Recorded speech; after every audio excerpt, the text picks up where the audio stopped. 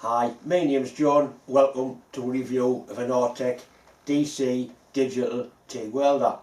Anybody watching this probably watches my YouTube channel. You'll see that I do quite a lot of welding.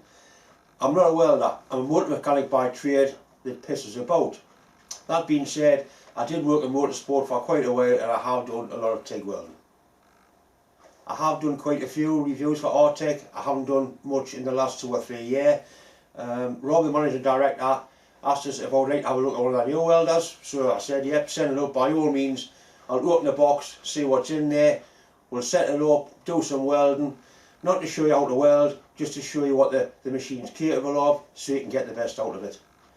I think what I'll do is, my normal format for doing a review, I'll do a box opening, show you what's in there, show you how to set it up, a little bit of safety, might even get a bit of welding on the first one, I'm not sure, but the first thing is going to be the opening of the box. Right, so we're going to have the ceremonial opening of the box. Some people like to say this, some people don't. If you don't want to see it, just fast forward, it's not rocket science.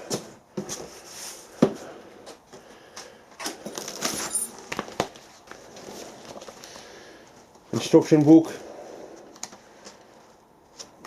only in English. I'll have a look at that later on. That's obviously the welder. This will be the accessory box. We'll have a look on there first, I think. Let's see what we actually get with it. Some people ask what happens to the welders when I'm finished with them. This particular welder I'll be going back because I don't need it. I've already got a AC DC digital inverter welder. This is basically the DC half of what I've got. Right, first thing, torch.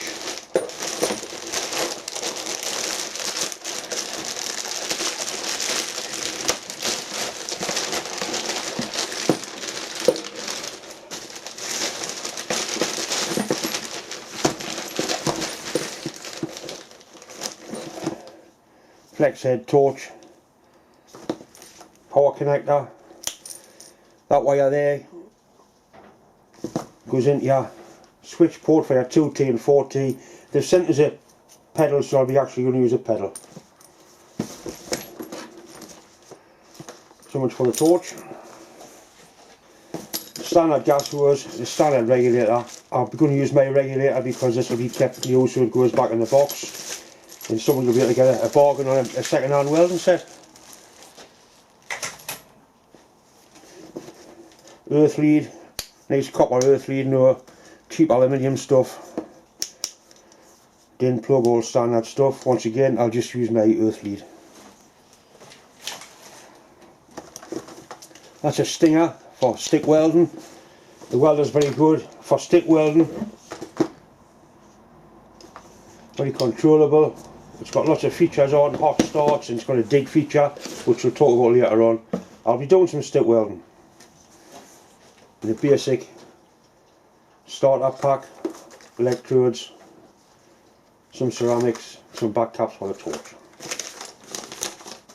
This is a little accessory kit that comes with the WP17 torch. This torch will stand anything the welder can put out. You could use a WP9 torch, which is my preference, but you wouldn't be able to use it on full amps. Obviously I'm supplying a torch that's capable of standing whatever the machine will put out. 3 ceramics, a couple of tungstens in all their different collets and coloured bodies.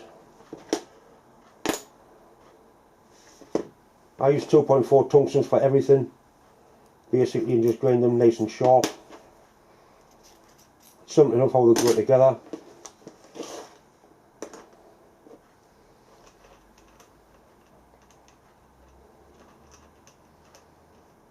That screws into there, and your ceramic screws onto there, seals on that sealing ring, tungsten goes in from the back. I always put mine with a tungsten that way with a colour, so you know what sort of tungsten it is. Colour goes onto that, and your back cap goes onto there. There's a sealing ring on that as well. And to stick out on these you want probably 2 to 2.5 times the thickness of the electrode. That electrode will be drawn to a point. So that's basically the torch. Feels quite nice and flexible, and the flex head, you can bend it at any angle you want to use it. As I say, my personal preference is a WP9 torch. Right, back onto the main part of the job, the actual set itself, which is not that heavy. It's not that big physically, because it's, like I say, it's only DC. There's no AC on this one.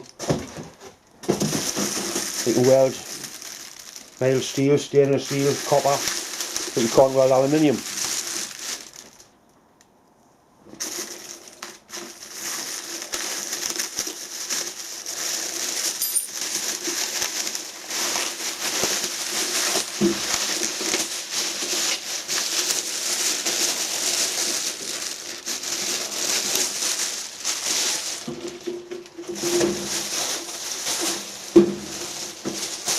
I might as well start at the back of the set, because I do tend to do things arse first.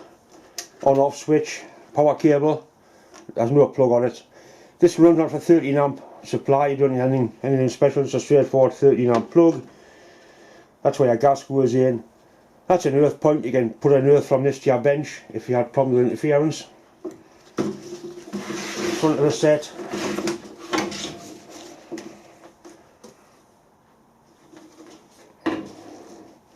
Once again, you've got your positive and negative. TIG welding, the torch goes to negative, earth positive, other way around for you. Stick welding. That's a gas outlet, your torch. That's a control cable for 2T, 4T on a switch, or for what I'll be using, a foot pedal. Very, very similar to the control panel on my welder. We'll be spending quite a lot of time going through this as we get into the videos. This box must contain the foot pedal.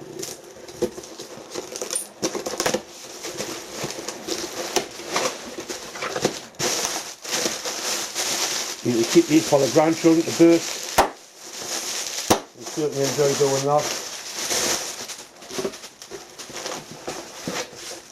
Right, we've got a foot pedal, which looks to be the same as the one that I use on my TIG set. This is an extra. You've got to buy an extra, it doesn't come with a welder. But a foot pedal is really handy, especially if I do a lot of welding in a workbench, which is what I do. Most of my welding's done with a bench. Standard foot pedal. One thing they appear to have done is put a better cable on. I had a cable break on one of my early welders, cracked. That seems a much more flexible wire.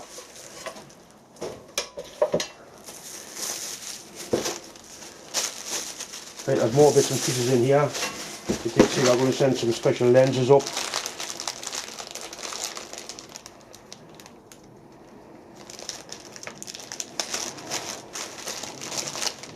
.30 amp plug, heavy duty one, that to put on. Like I said, a nice 13 amp plug, CK gas lens with a special tapered collet.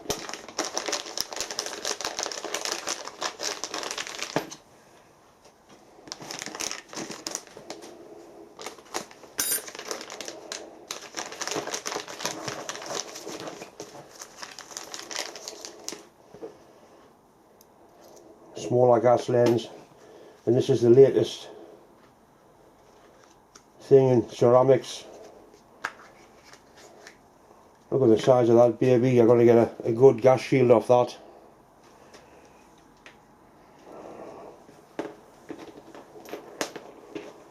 I've got some big gas lenses, but nothing as big as that one.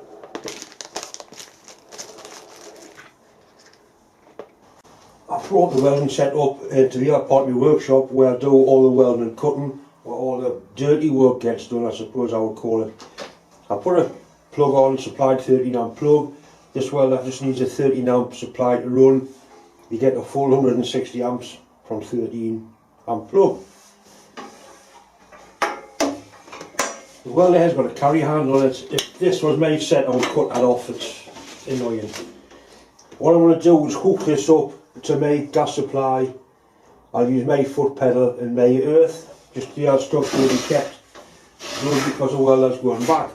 On the back of the set, that's the gas input. You need pure argon gas for TIG welding. That's something screws on.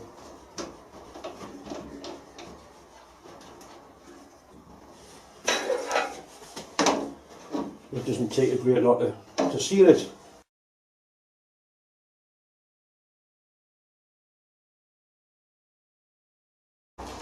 This is my argon bottle, full size bottle. It's got about 3000 psi in it. That's the regulator which drops the pressure down to a pressure you can use for welding. I've also got two flow meters on. One flow meter, this one here, is for the welder, and this one here is for purge gas. When you're welding stainless steel pipe, you put a purge gas inside the pipe, gives you a much better weld. We'll show a little bit of that later on when we actually do some welding. Flow meters make a big difference as far as saving gas goes.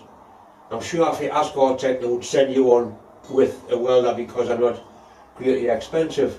The regulator drops the pressure down, but the flow meter tells you how much gas is actually going through in litres per minute or cubic feet per hour. I turn the my bottle on, turn this on, you can see that the ball moves up and down, so you can tell at a glance if you've got gas flowing. Also, when everything's turned off, if that ball moves slightly, it means you've got a gas leak somewhere. So flow meters are well worth having. The front of the welder, we've got a negative and a positive. TIG welding, we use positive earth. So I've got the earth lead off my welding set which goes straight onto the bench. That goes into the positive. I'm going to use the torch that our tech supply.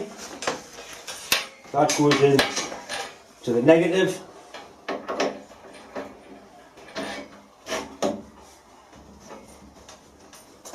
That's the gas connection, push fit PCL type, quick coupling, and that is the control either for the wire from the torch, because the torch has a switch on it, or in my case I'm going to use a foot pedal. The wire only goes in one way, just like that. Secure ring to lock it into place.